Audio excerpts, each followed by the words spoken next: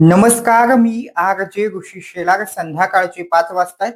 Bulletin मध्ये आपल्या सगळ्याचं स्वागत. बुलेटिनच्या सुरुवातीलाच पहिलीच बातमी पाहूयात.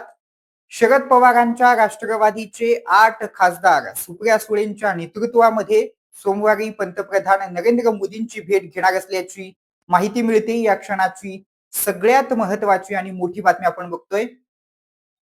बघूयात या संदर्भात सुप्रिया सुळे नेमके काय म्हणाल्या. आम्ही माननीय प्रधानमंत्र्यांना ऑफिशियली माननीय प्रधानमंत्र्यांना राष्ट्रवादी काँग्रेस पक्ष शरदचंद्र पवारांच्या 8 लोकसभेच्या खासदारांनी विनंती करून आम्ही वेळ मागितली.